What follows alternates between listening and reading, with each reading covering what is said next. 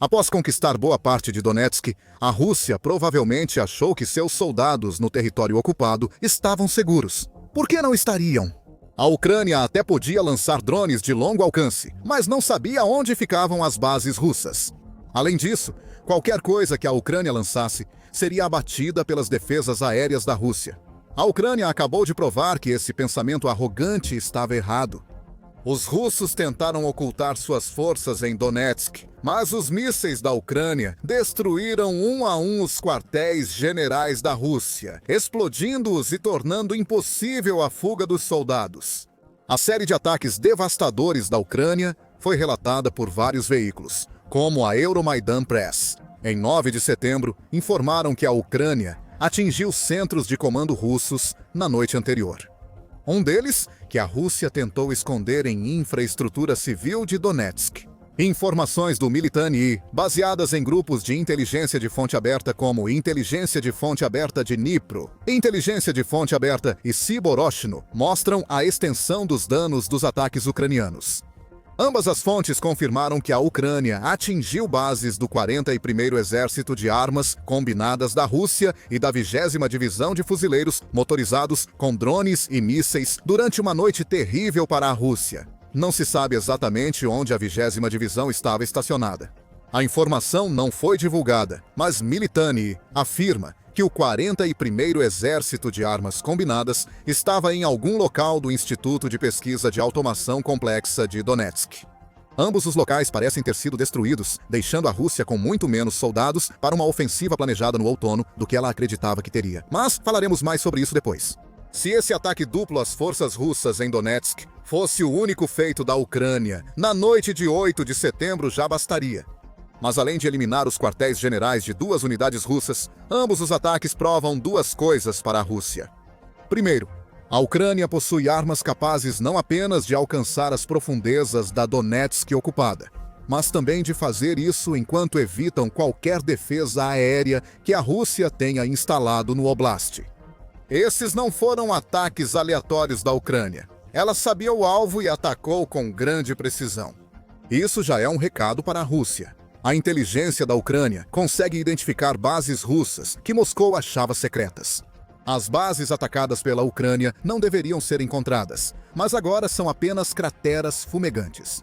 A Ucrânia não se contentou com 2 ataques bem-sucedidos e eliminou também os 2 alvos mencionados. A Ucrânia também atacou a fábrica Topaz em Donetsk, embora há muito tempo abandonada pelas pessoas que costumavam trabalhar lá. A Rússia vem usando o local desde os primeiros meses da guerra como um lugar para abrigar os elementos de comando de seu exército.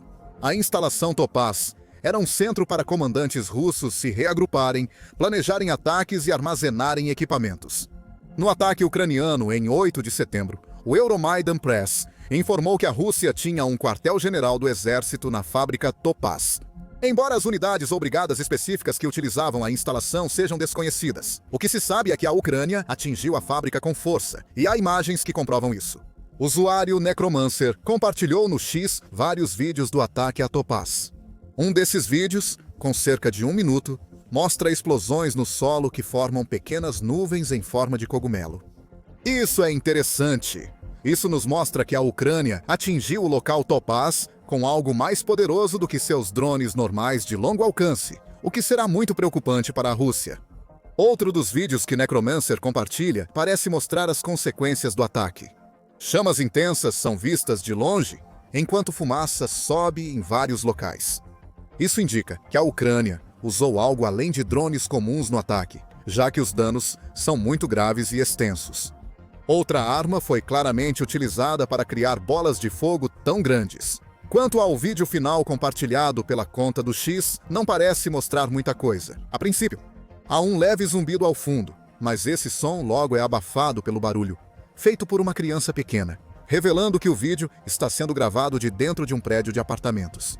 No entanto, a câmera logo se move para o que sabemos ser a fábrica Topázio, ao longe. Não acontece muita coisa por mais alguns segundos. Acontece uma explosão no centro da fábrica. Como no primeiro vídeo, a explosão é seguida por uma pequena nuvem em forma de cogumelo. Segundo o Kiev Post, o oficial ucraniano e blogueiro militar Kirilo Sazanov também confirmou isso no Telegram. A fábrica Topaz foi o principal alvo da Ucrânia em 8 de setembro. Donetsk sofre intensos bombardeios em vários pontos, mas a fábrica Topaz é prioridade, segundo Sazonov. Era um complexo militar industrial soviético, com amplo espaço para depósitos, oficinas e pessoal. O alvo é grande, mas há vazamento de informações. Também havia um quartel-general com alguém de patente alta lá. Patentes muito altas. Isso sugere que alguém de alto escalão militar russo usou Topázio como base e talvez estivesse na instalação quando a Ucrânia lançou o ataque. Sazonov não traz mais detalhes além da insinuação. Se ele estiver certo, a Ucrânia pode ter conquistado uma grande vitória sobre a Rússia e tomado uma instalação usada pelos russos desde o início da guerra. Fora do ar, existe uma gravação final que comprova ataques impressionantes feitos pela Ucrânia. Divulgado pelo canal do YouTube do The Sun, este vídeo é mais dramático que os anteriores. Enquanto mostram explosões e fumaça, o vídeo do The Sun revela o que a Ucrânia usou para causar essa destruição.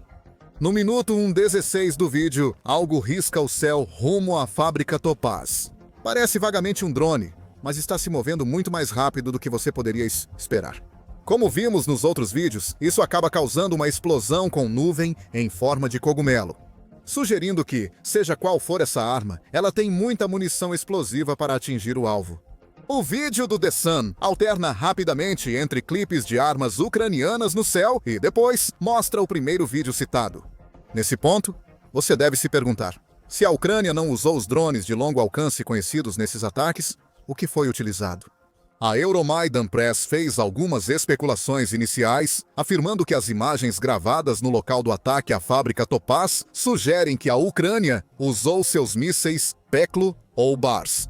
Você ouviu certo?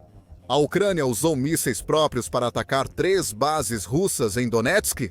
Isso explica por que vimos nuvens de cogumelo nas explosões dos vídeos discutidos. O Kiev Post acompanhou a especulação do Euromaidan Press e praticamente confirmou, até onde é possível. A Ucrânia utilizou o Peklo em 8 de setembro. Após o ataque, imagens mostram nuvens em forma de cogumelo cinza e 2 incêndios no local. Um vídeo geolocalizado mostrou um míssil, com silhueta semelhante ao ucraniano Peklo Hell, mergulhando em direção ao prédio da antiga Topaz e detonando em uma bola de fogo laranja, segundo o portal. Dizer que a Ucrânia trouxe o inferno à Rússia em Donetsk é literal. O míssil usado pela Ucrânia nos ataques é chamado míssil Inferno, e a Rússia descobriu o motivo. O Kiev Post também informa quantos desses mísseis a Ucrânia usou. Imagens geolocalizadas e relatos indicam que pelo menos 5 mísseis Peklo atingiram a fábrica Topaz. Vídeos de vários ângulos mostraram os mísseis mergulhando e detonando.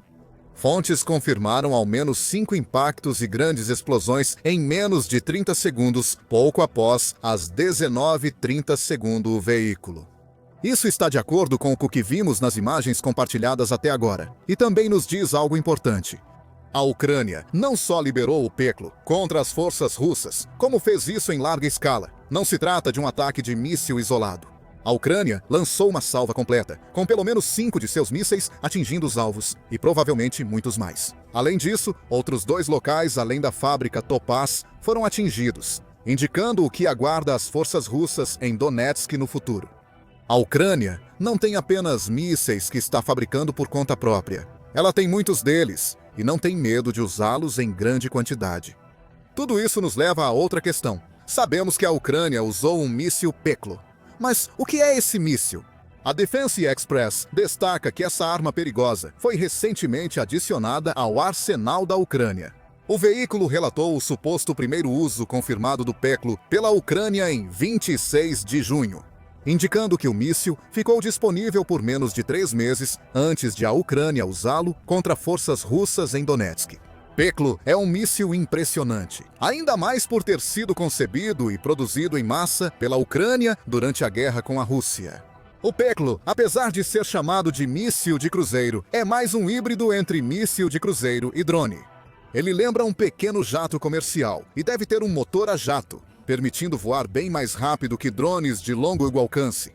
A Defense Express informa que, até agora, poucas especificações dessa arma foram divulgadas. Ela voa até 698 km por hora por 698 km. Ela alcança a Rússia e, como visto em 8 de setembro, pode atingir áreas bem atrás das linhas de frente, inclusive a retaguarda russa. Militani fornece mais detalhes em seu relatório de junho sobre o primeiro uso do Peklo. Ele afirma que o míssil híbrido da Ucrânia tem navegação inercial autônoma, podendo ser ajustada por sistema de posicionamento global quando necessário. Projetistas do Peklo desenvolvem sistema de orientação mais avançado para futuras versões da arma. Talvez considerando as contramedidas de guerra eletrônica da Rússia, como bloqueio e falsificação de sinais sistema de posicionamento global, ninguém sabe oficialmente o peso da ogiva no Peklo. Militani sugere que ela pode pesar até 50 quilos ou 110 libras. Mas talvez o mais importante de tudo seja que a grande maioria dos componentes usados para fabricar o Peklo são produzidos na Ucrânia. 70% deles aponta o Kiev Post. Isso indica que é um míssil híbrido desenvolvido localmente, com menor dependência de peças estrangeiras que outros do arsenal ucraniano. O Peklo é rápido e tem um grande poder de destruição. No entanto, há algo aqui que não faz sentido. Apesar de ser um míssil híbrido poderoso, vale lembrar que foi desenvolvido na Ucrânia durante a guerra. Ele não é rápido ou furtivo o suficiente para evitar as defesas aéreas russas. O que a Rússia afirma sobre suas defesas aéreas indica que o Peklo não seria um problema para eles. Como pelo menos 5 Peklos conseguiram atingir alvos diretamente em 8 de setembro. Parece que as defesas aéreas da Rússia não responderam. Segundo o Kiev Post, vídeos dos mísseis híbridos da Ucrânia não mostram sinais de mísseis antiaéreos russos ou tiros de armas leves. A única evidência de resposta desses sistemas foram tiros esporádicos e um rastro de míssil visível acima de Donetsk, após os Peklos atingirem seus alvos. Claro, você nunca saberia nada disso se ouvisse a versão dos acontecimentos da Rússia.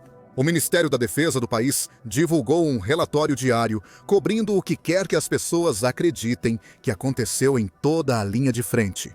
No dia 9 de setembro, afirmou que defesas aéreas russas derrubaram 31 drones ucranianos em 7 regiões, o que pode ser verdade. Mas sobre o ocorrido em Donetsk, em 8 de setembro, o Ministério permanece em silêncio.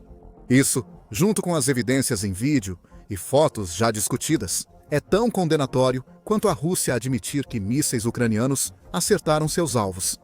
A Rússia não pode mentir para sair dessa. Ela prefere fingir que o ataque triplo da Ucrânia, incluindo a fábrica Topázio, nunca ocorreu. Considerando como ataques isolados, o que a Ucrânia fez em Donetsk seria uma pequena, mas boa vitória contra as forças russas.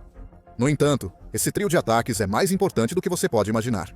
Na introdução, dissemos que a Ucrânia eliminou centros de comando russos em Donetsk. E havia um motivo para termos escolhido essa palavra específica. Neste momento, a Rússia está planejando uma ofensiva no outono dentro do Oblast. E o ataque da Ucrânia em 8 de setembro pode ter jogado uma enorme chave de fenda nos planos do seu oponente. Vários veículos afirmam que Putin quer retomar a ofensiva de verão fracassada da Rússia para alcançar seu principal objetivo, Pokrovsk, em Donetsk, e a criação de uma zona de amortecimento em Sumy com nova ofensiva no outono. No verão, a Rússia capturou só 0,3% do território ucraniano, perdendo de 30 a 35 mil soldados por mês, segundo o RBC. Ucrânia em 8 de setembro. Vai esperar que sua ofensiva de outono tenha mais sucesso. Donetsk segue como principal alvo. O RBC Ucrânia afirma que a Rússia tentará tomar Pokrovsk nos próximos meses. Tomar Konstantinivka e conquistar essas duas vitórias abriria caminho para uma futura batalha no cinturão de fortalezas ucraniano, principal linha de defesa da Ucrânia contra o avanço russo ao centro do país. Unidades navais e aerotransportadas de elite já foram enviadas para Donetsk para alcançar esse objetivo, diz o RBC Ucrânia. Portanto, a Ucrânia está antecipando que a pressão da Rússia na região se torne ainda mais intensa, à medida que Putin fica cada vez mais desesperado para conquistar os avanços que suas tropas não conseguiram alcançar durante a ofensiva de verão. Apesar do fracasso da ofensiva de verão, a Rússia conquistou mais território ucraniano em junho, julho e agosto do que nos mesmos meses de 2024. No ano passado, a Rússia tomou 659 quilômetros quadrados da Ucrânia. Em 2025, ela quase triplicou o território ocupado ao capturar 1.548 quilômetros quadrados ou 597 milhas quadradas. Novamente, tudo isso está no contexto de a Rússia não conseguir alcançar seus objetivos de verão. Segundo o Kiev Independent, os rápidos avanços russos podem levar Putin a enviar mais tropas no outono, mesmo sem garantia de sucesso em Donetsk. A conclusão é que a Rússia não vai recuar. No outono de 2025, seus ataques podem se intensificar, mas para organizar suas investidas, a Rússia vai precisar de quartéis generais e bases militares totalmente operacionais em toda Donetsk. É aqui que a estratégia de decapitação entra em cena. Em 8 de setembro, a Ucrânia destruiu 3 bases russas, causando perda de tropas e possivelmente a morte de um comandante militar. Além de eliminar instalações que a Rússia usava para planejar e coordenar seus ataques. A ofensiva russa no outono em Donetsk será enfraquecida pelos ataques ucranianos de 8 de setembro. Então, está claro que a Ucrânia precisa estar pronta para defender Donetsk durante todo o outono. Como sugere a Euromaidan Press, seus 3 ataques de decapitação podem preparar futuras ofensivas para que a Ucrânia recupere parte do território tomado pela Rússia no Oblast. Por isso, a Ucrânia deve enfraquecê-los ao máximo e se preparar para suas ofensivas, diz o veículo. Ao discutir como a Rússia está atualmente trazendo tropas para Donetsk e as posicionando nos tipos de instalações que a Ucrânia acabou de destruir, a Ucrânia fez um bom trabalho durante o verão ao preparar o terreno para futuros contra-ataques. Em 20 de agosto, o Le Monde informou que a Ucrânia parou o avanço russo em Donetsk. Depois, relataram que a Ucrânia recuperou alguns assentamentos em Pokrovsk. A Ucrânia sabe que deve recuperar territórios para proteger as fortalezas de Donetsk. Donetsk é um ponto-chave, segundo o pesquisador do Royal United Services Institute, Nick Reynolds, a British Broadcasting Corporation. Segundo Reynolds, a topografia do Donbass e do leste da Ucrânia não favorece os ucranianos. A cidade de Donetsk fica em um terreno elevado. Tudo é ladeira abaixo se você seguir para o oeste, o que não é bom para os ucranianos em termos de operações defensivas. Ocupantes de terreno elevado conseguem melhor visão do campo de batalha que o adversário, além de coordenar melhor o fogo de artilharia e aproveitar sinais de rádio mais fortes. Em outras palavras, o colapso do cinturão de fortalezas de Donetsk, seja neste outono ou no futuro, pode significar o fim da resistência da Ucrânia.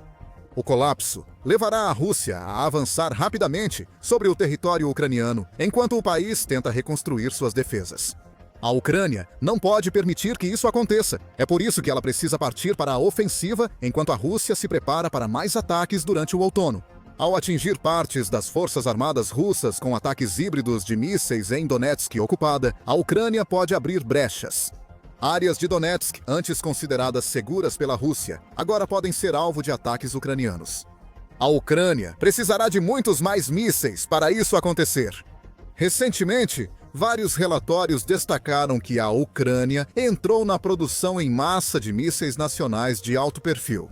O Peklo está entre esses mísseis. Em 4 de agosto, Calibra informou que Zelensky definiu meta para a Ucrânia produzir 3.000 mísseis de cruzeiro e drones até o fim do ano.